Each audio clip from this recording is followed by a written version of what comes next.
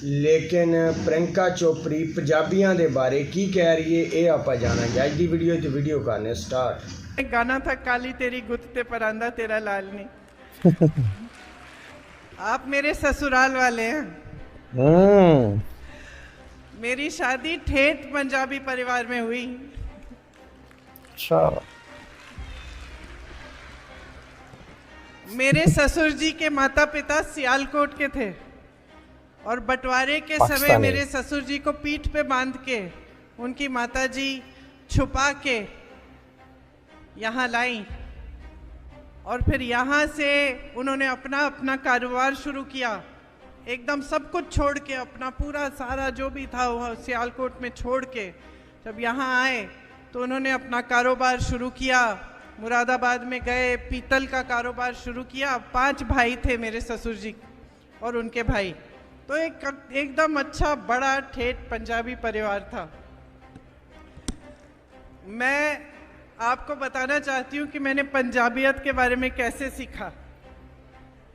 मेरी शादी होने वाली थी और मेरे पिता का स्वर्गवास हुआ था कुछ सालों पहले, तो माता जी सब कुछ अकेले कर रही थी और पहली बार घर में शादी थी तो थोड़ी सी घबराहट थी कि सब कुछ ठीक ढंग से होना चाहिए। तो सारे रीति रिवाज सब कुछ जैसे पूजा होनी चाहिए सब कुछ उन्होंने सारा इंतज़ाम किया हुआ था। मेरी पंजाबी सहेलियां थी कॉलेज में, तो घर आई, ढोल लेके आई। तो एक दिन शाम को मेरी सहेलियां आई, ढोल लेके बैठी और नाचने लग गई, गाने लग गई। उस समय गाना था काली तेरी गुत ते परांदा तेरा लाल नहीं।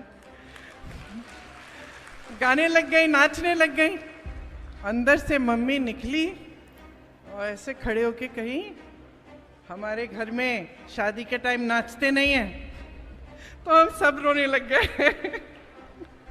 और वहीं से मैंने सीखना शुरू किया कि पंजाबी जो संस्कृति वो कैसी होती है, क्या होती है। मेरा परिवार अलग था, बहुत स्ट्रिक्ट रूल्स होते थे। मेज़ पे भी जब हम खाने के लिए बैठते थे तो जब तक इंदिरा जी का परमिशन नहीं लेते थे तब तक हम बच्चे उठ नहीं पाते थे।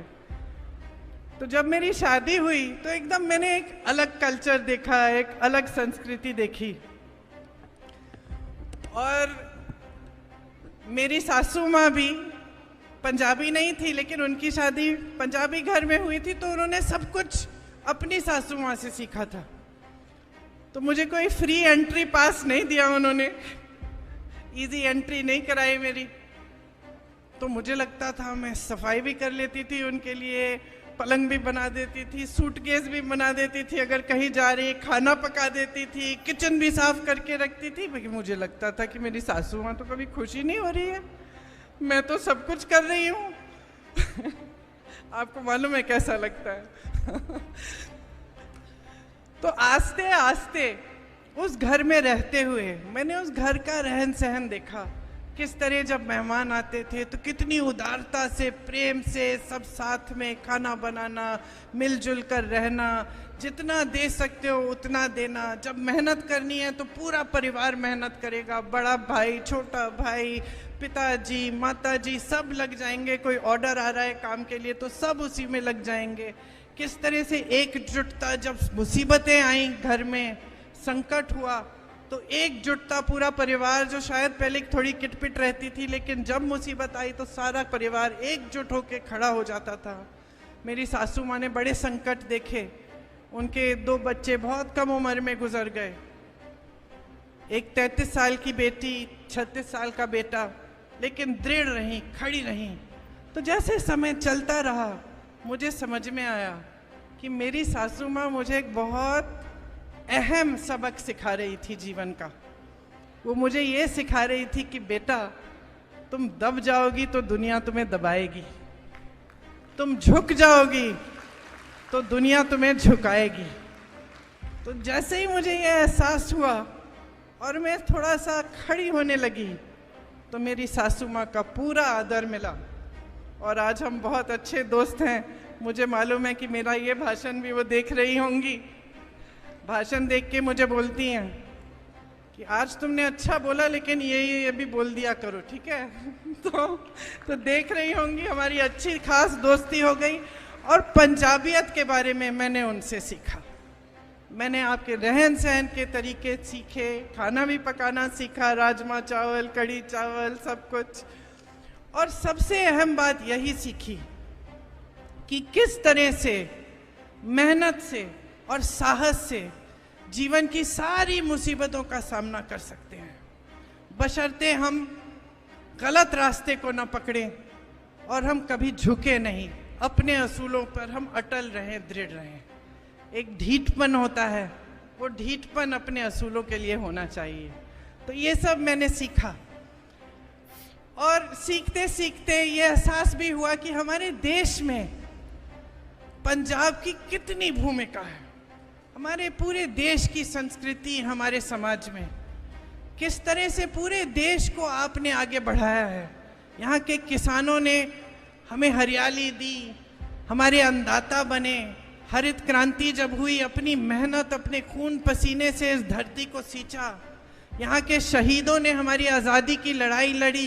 गर्व है मुझे कि आज हमारे मंच पे आप बैठी हैं। भगत सिंह जी ने क्या किया हमारे देश के लिए। तो ये है पंजाब और यह है पंजाब की अहमियत हमारे देश में और ख़ास तौर से मेरे जीवन में, मेरे दिल में। तो आज यहाँ चुनाव के समय आपके सामने खड़े होकर वोट मांगने का दिल नहीं करता, परिवार वालों जैसे कुछ बातें करने का दिल करता है। सबसे बड़ी बात तो यही है कि हमारा देश आज किस दिशा में जा रहा है। हम सब बहनें हैं, सबके बच्चे हैं और जो भी है, कोई बड़े परिवार का हो, कोई गांव का हो, कोई किसान का हो, किसानी खेती करता हो, सब क्या चाहते हैं अपने बच्चों के लिए। हम अपने बच्चों के लिए यही चाहते हैं कि एक अच्छा मजबूत भविष्य बन जाए, अपना जीवन ईमानदारी से जिएं, सबका भला करें, वही पंजाबियत, सबका आदर करें, सबके तरफ प्रेम से देखें और सबको साथ लेके चलें। यही हम चाहते हैं। तो अपनी राजनीति में भी, अपने नेताओं से भी हम यही उम्मीद रख सकते हैं कि हम एक दिशा दिखाएं और वो जो दिशा दिखाएं वो एक ईमानदारी की दिशा हो, वो एक सही रास्ते पे चलने की दिशा हो। एक मर्यादा होती है देश की, एक गरिमा होती है देश की, उसे मजबूत रखने की दिशा हो। लेकिन आज जो हमारी सरकार है केंद्र में 10 सालों से चल रही है और हमें हर स्तर पर दिख रहा है कि जो हमारा लोकतंत्र है उसने हमें सिखाया कि जनता सर्वोपरि होती है। सबसे पहले सरकार जनता के लिए काम करती है, सत्ता के लिए नहीं। उसका हम आज विपरीत देख रहे हैं। आज जो देश में सरकार है वो सिर्फ सत्ता के लिए काम कर रही है। उसकी सारी नीतियां जो हैं सत्ता को रखने के लिए, सत्ता को हासिल करने के लिए हैं। तो इस बीच जो जनता है, जो गरीब है, जो किसान है, जो मेहनत करने वाला आम आदमी है, जो मिडिल क्लास है, जो अधिकारी हैं, जो कर्मचारी हैं, उनका क्या होगा? अगर सारी नीतियां बड़े बड़े खरबपतियों के लिए बन रही हैं, सारी नीतियां सिर्फ सत्ता के लिए बन रही हैं, तो आम जनता का क्या होगा? तो इसीलिए हमें गंभीरता से सोचना पड़ेगा कि इस चुनाव में हम किस लिए वोट दे रहे हैं। क्या हम सिर्फ किसी का भाषण हमें पसंद आ गया या टीवी देखकर हमने कुछ देख लिया और टीवी में दिखाया जा रहा है कि हमारी अर्थव्यवस्था बहुत मजबूत हो रही है, देश बहुत तेजी से आगे जा रहा है, वो बात मान ली? क्या हम इस आधार पर अपना वोट देंगे या हम इस आधार पर देंगे कि हमारे जीवन में क्या हो रहा है, हमारी सच्चाई क्या है और हम अपने देश के लिए क्या चाहते हैं, आगे हमारे बच्चों का भविष्य क्या होगा? तो गंभीरता से सोचने वाली बात यह है कि जब ऐसी राजनीति हावी हो जाती है देश में जो सिर्फ सत्ता के लिए चलती है, तो जो जनता है उसकी ज़रूरतें, उसकी मुसीबतें नकारी जाती हैं। आज सबसे बड़ी जो समस्या है ख़ास तौर से मेरी बहनों की क्या है? जो बढ़ती हुई महंगाई है। आप दुकान जाती हैं, आधी चीज़ें खरीद नहीं पाती, वापस आ जाती हैं, छोड़ देती हैं कि चलिए बाद में देखेंगे। गैस का सिलेंडर 1200 रुपए तक जा रहा है, तेल, आटा, सब्जी, फल सब कुछ महंगा है।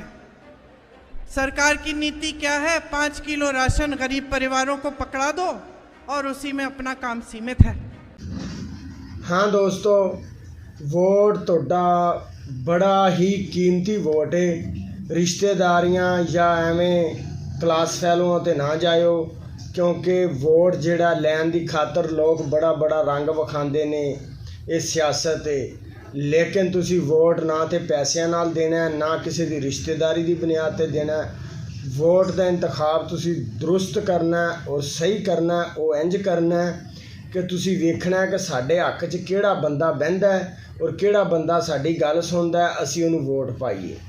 ना कि लोग नशा उत्थे आम कर देन, उत्थे लोकां गरीबां बंदियां दा, गरीबां लोकां दा एहसास कीता जाए। तो दोस्तों, तुसी इस वीडियो के बारे की राय रखदे हो? कमेंट जरूर करो। इस नाल इजाज़त चाहते। अल्लाह हाफिज़।